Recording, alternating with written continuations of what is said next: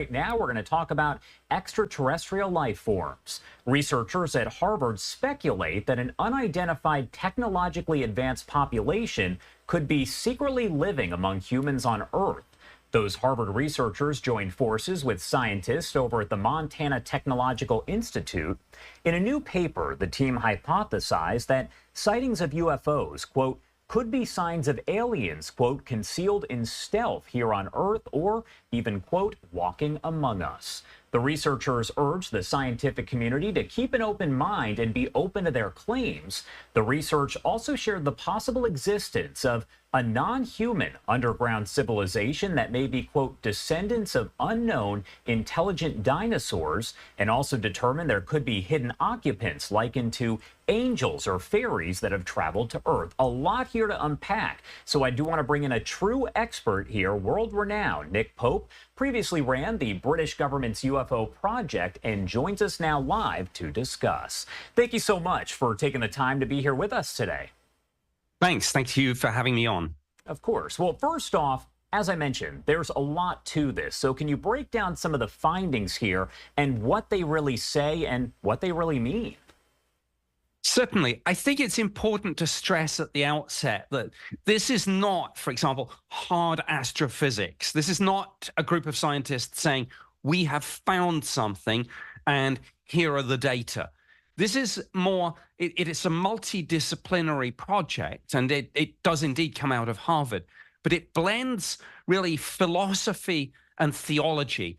And I characterize it as more of a thought experiment. In other words, what they're trying to do is kickstart a debate within science and within academia and perhaps with the public as a whole.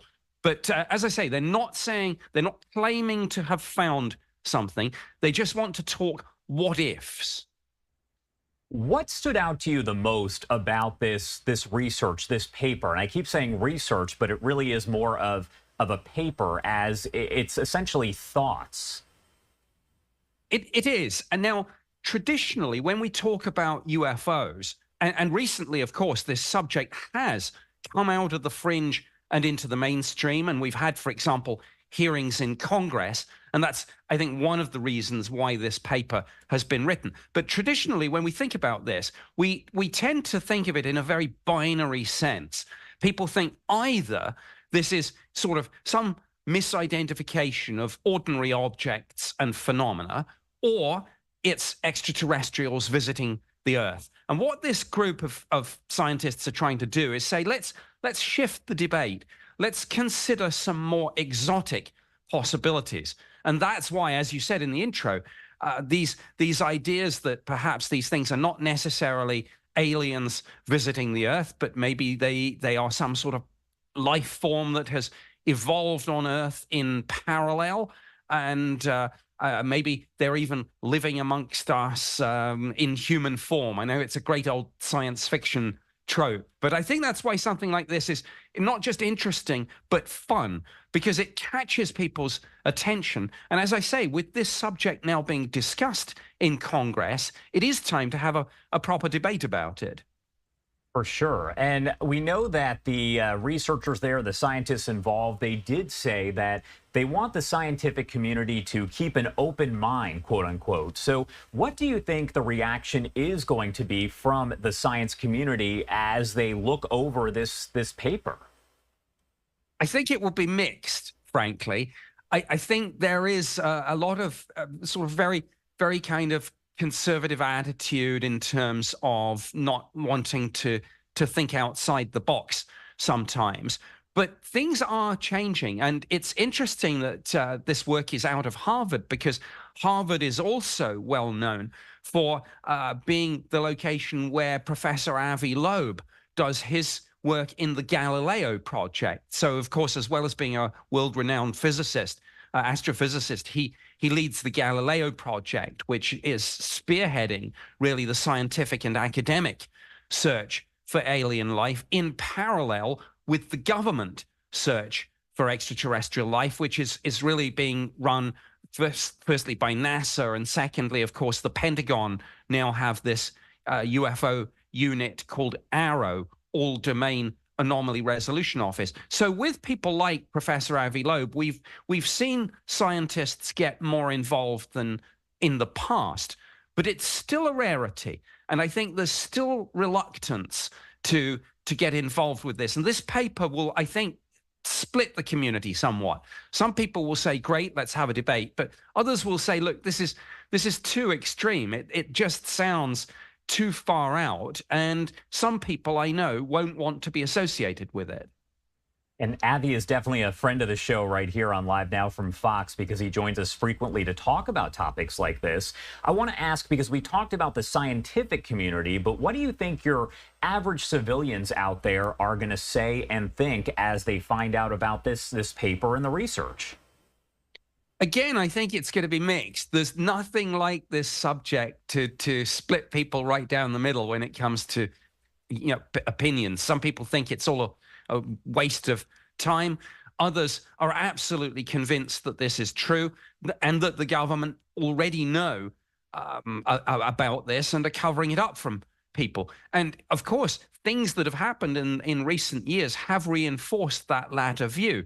We've gone from a position where the US government a few years ago said nobody's interested in this subject and we have no programs, to a situation where we have multiple UFO-related provisions in the annual defense bill, and we've had that for the last 3 years. We've had the Senate and the House having classified briefings and public hearings on this. We've had NASA and the DoD and the Office of the Director of National Intelligence produce reports. So I think while some people will be skeptical, others will say, well, look, there's no smoke without fire here. If the government is taking this seriously, well, it's high time that science and academia is taking it seriously too.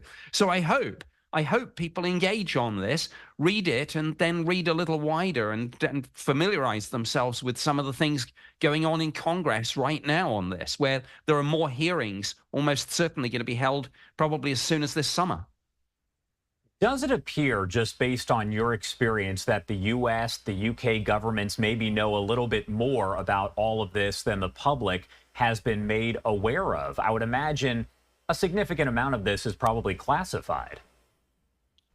Yes, it is. And I mean, just self-evidently, the fact that we've had, for example, some classified briefings in the Senate and the House on this, the fact that when we get these reports from either the Pentagon or from the Office of the Director of National Intelligence, that there's a public report and then there's a longer classified version. Just those facts alone clearly indicate the government does know some things that it's not sharing with the people. Now, whether that's literally spaceships hidden in hangars or whether it's, for example, that some of this might belong to adversaries like China, whether it's the fact that disclosing some of this might reveal the capabilities of some of our own military systems or some of the methods and sources that we have of gathering intelligence. That is, I think, open to debate. But for sure, there are things the government knows about UFOs that they're not coming clean about at the moment. And every now and then you get hints of that from various senators and other congressional representatives. And Nick, I do want to ask you one more question about this, because whenever people hear the terms UFO or UAP, they tend to think of extraterrestrials or of aliens. And UFOs aren't necessarily aliens, right? Absolutely. It could be something with a conventional explanation, like a sensor error or secret prototype aircraft, missiles and drones. But circling back, of course, to this paper that we're talking about, it may be that we're dealing with something truly exotic. And why take anything off the table? Aliens, sure, but time travelers from the future, beings from other dimensions. A few years ago, we would have dismissed that as sci-fi. Now, some theoretical physicists are openly talking about other dimensions. So who knows? All right, Nick Pope, thank you so much, as always, for taking the time to join us and break down things like this. Anything else you want to add about any of this before I let you go? I think the headline here, in one way, should be that this subject is no longer a laughing stock or science fiction or conspiracy theory. It is front and center, a defense, national security, and science issue. For sure. No, we appreciate you taking the time to be here with us and kind of break it down. Thank you again. Thank you.